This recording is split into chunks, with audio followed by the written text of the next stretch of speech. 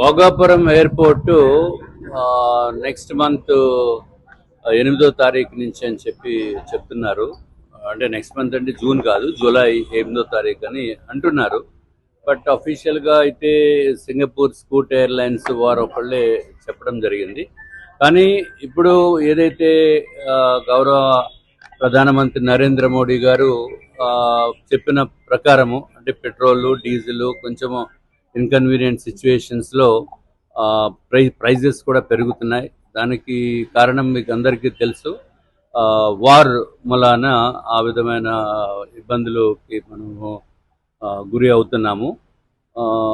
ఇప్పుడు భోగాపురం ఎయిర్పోర్ట్లో మీరు పాత అనాలిసిస్ చూసుకుంటే 2025 1 జనవరి నుంచి 31 డిసెంబర్ వరకు 29,93,000 మంది ప్యాసింజర్స్ విశాఖపట్నం ఎయిర్పోర్ట్ నుంచి వాడటం జరిగింది. అంటే వెళ్ళే వాళ్ళు సుమారు 30 లక్షలు అనుకుంటే వెళ్ళే వాళ్ళు ఒక 15 లక్షలు, వచ్చిన వారు 15 లక్షలు. సో విశాఖపట్నం ఎయిర్పోర్టు ఇది కంటిన్యూ చేస్తూ భోగాపురం ఎయిర్పోర్ట్ను కూడా ఉంచితే చాలా బాగుంటుంది. లేకపోతే ఈ పెట్రోల్ డీజిల్ క్రైసిస్ అన్ని తగ్గిన తర్వాత భోగాపురం ఎయిర్పోర్ట్ ఆపరేషన్లోకి వస్తే బాగుంటుంది. ఇంచేతంటే మీరు ఒక నెలకి 2,50,000 మంది వెళ్ళిన వారు కానీ వచ్చిన వారు కానీ భోగాపురం ఎయిర్పోర్ట్ కనుక ఓపెన్ అయిన తర్వాత వాడవలసిన అవసరం ఉంటుంది. ఒక నెలకి 2,50,000 మంది అంటే ఒక్కసారి వెళ్ళటానికే 3,000 రూపాయలు ఇప్పుడు ఛార్జ్ చేసే పరిస్థితి ఉంది. అంటే సుమారు 75 కోట్ల రూపాయలు ప్రజాధనము దానిపైన వెచ్చించవలసిన అవసరం ఉంది. ఇది కూడా మనము ఆలోచించవలసిన నెసెసిటీ ఉంది. అంటే నెలకి 75 కోట్ల రూపాయలు అవుతుంది. అంటే సంవత్సరానికి సుమారు నియర్లీ అబౌట్ 850 క్రోర్స్ నుంచి 900 క్రోర్స్ వరకు భోగాపురం ఎయిర్పోర్ట్ ఆపరేట్ చేయటం పెట్టిన వలన 1 yearలో అంత ఖర్చు ప్రజల డబ్బు అవుతుంది. దాంట్లో మెజారిటీ భాగం పెట్రోలు డీజిల్. ఇది కూడా మనం చూడవలసిన అవసరం ఉంది. ఎట్లాగా భోగాపురం ఎయిర్పోర్ట్కి 10 years నాకున్న సమాచారం ప్రకారము 10 years మారిటోరియం ఉంది. వాళ్ళు భోగాపురం ఎయిర్పోర్ట్ ఆపరేట్ చేసిన వారు ఎవరికి కూడా స్టేట్ గవర్నమెంట్కి డబ్బులు ఏమి వచ్చేది ఏమి కాదు. వాళ్ళకి ఎలాగా 10 సంవత్సరాలు ఉంది కాబట్టి ఇంకొక 6 months ఇంకొక 1 year పోస్ట్పోన్ చేస్తే బాగుండేది. అది ప్రజల అభిప్రాయం. ఇది మీరు ఎవరినైనా అడగండి. మీకు వైజాగ్ ఎయిర్పోర్ట్ ఆపరేషన్లో ఉంటే బెటరా లేకపోతే భోగాపురం అంటే మీరు డెఫినెట్గా ఇప్పుడు ఏదో స్టీల్ ప్లాంట్ నుంచో లేకపోతే హెచ్పిసిఎల్ నుంచో ఉన్నవాళ్ళు, గాజువాక్ నుంచి ఉన్నవాళ్ళు ఇప్పుడైతే మనం ఒక 15-20 minutesలో ఎయిర్పోర్ట్కి వెళ్ళేదానికి అవకాశం ఉంది. బట్ భోగాపురం అనేటప్పటికి నిజంగా గుండెల్లో రాయపడుతుంది.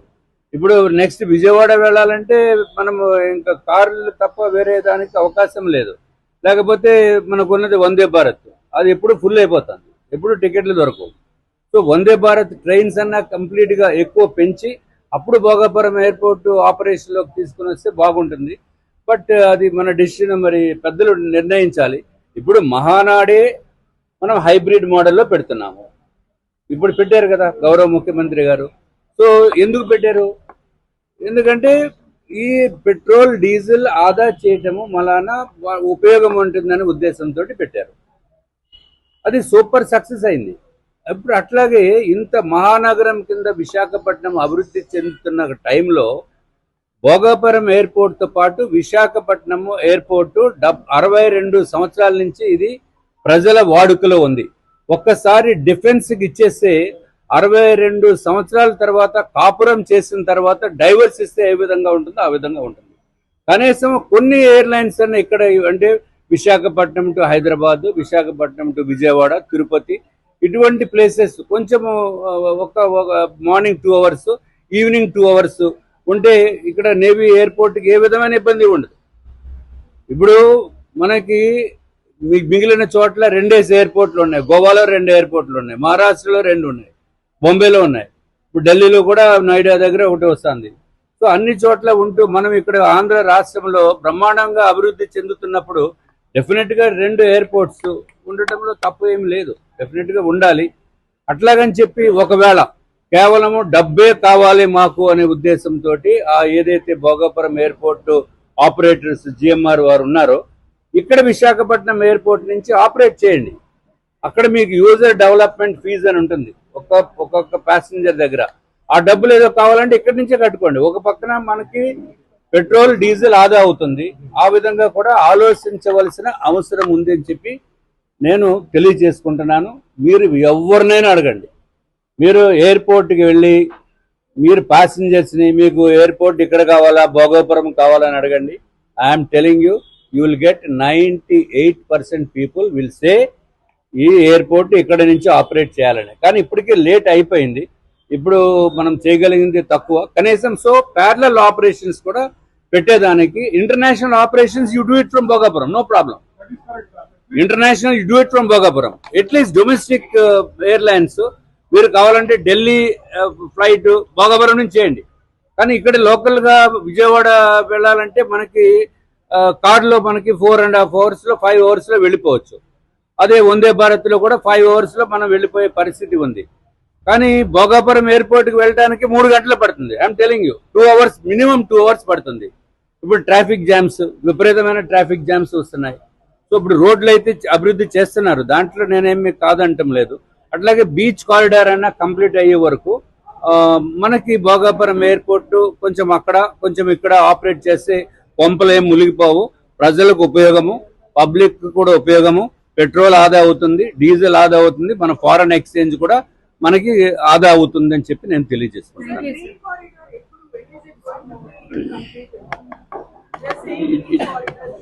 Beach corridor it will take some time అమ్మా. ఇది ఇప్పటికిప్పుడు అయిపోయేది కాదు. కనీసము ఇప్పుడు మీరు ఒకటి ఆలోచించండి.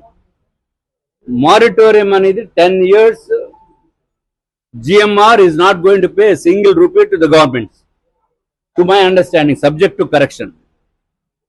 మరి అటువంటిప్పుడు 10 years బదులు మీరు 11 years ఇవ్వండి. 11 years మీరు మారిటోరియం ఇవ్వండి. 1 year ఇక్కడ ఆపరేట్ చేయండి. ఇక్కడ ఆపరేట్ చేస్తే ఏమీ నష్టం ఏముంది? మనం కొన్ని ఫ్లైట్స్ ఆపరేట్ చేస్తే నష్టం ఏముంది? ఇప్పుడు ఇంకా మీరు ఎయిర్పోర్ట్లో చూస్తే ఇంకా పనులు అవుతున్నాయి, పెయింటింగ్లు వేస్తున్నారు. సో ఒక పక్కన ఎయిర్పోర్ట్ డెవలప్ చేద్దామనే ఉద్దేశంతో తలపెట్టిన పరిస్థితి నుంచి ఇప్పుడు ఉన్న ఎయిర్పోర్ట్ నుంచి వెళ్ళిపోవటం అంటే ఇది విశాఖ వాసులకు మాత్రం చాలా బాధాకరమైన విషయం. దీంట్లో ఇంతకంటే నేను ఎక్కువ మాట్లాడినా మళ్ళీ పాలిటిక్స్ అంటారు, లేకపోతే వ్యతిరేకంగా మాట్లాడుతున్నామంటారు. అది కాదు, public opinion, someone has to express it. And this is, I'm sure, I request all the press and media people to take opinion from the public who are utilizing the Visakhapatnam airport. So, manaki deeniki nashtam ledu. 10 years moratorium, you amend it for 11 years and operate here this for another 1 year, at least partly. International flights you operate from Bhogapuram. But ఉన్న facilities ని మనకి ఎక్కడో బ్రహ్మాండంగా ఉండాలి, ఎంతో అత్యంత అద్భుతమైన, ఎవరికి కావాలి అత్యంత అద్భుతమైన? You want to have a granite tiling and that's a different issue. మనకు కావాల్సింది సేఫ్ జర్నీ కావాలి, తొందరగా వెళ్ళటానికి. ఇప్పుడు విజయవాడ వెళ్ళాలంటే మనం ఇక్కడ 1/2 hour ముందు బయలుదేరితే ఎయిర్పోర్ట్కి చేరుతాం. ఇప్పుడు 2 hours ముందే బయలుదేరితేనే చేరుతామో లేదో కూడా తెలియదు. మీకు ఇక్కడ హనుమంతవాక జంక్షన్లోనే I was standard for 45 minutes. You will not believe. So that is the situation. Subsequently it may improve. That's a different issue. But ఉన్నదాన్ని మానేసుకుని లేని దాని గురించి మనం ఏదో తాపత్రపట్టము ఎంతవరకు సబబది?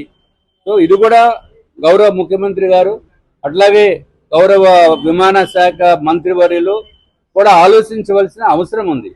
మనకి అసలు విశాఖపట్నం ఎయిర్పోర్ట్ లేకపోవడం ఏంటండి? ఓ పక్కన గూగుల్ సంస్థ ఉంది, వైజాగ్ అద్భుతంగా డెవలప్ అవుతుందని చెప్పి విశాఖపట్నము ఆంధ్ర రాష్ట్రంలో ఒక పేరు ప్రఖ్యాత కలిగిన ప్రదేశము, ఊరు.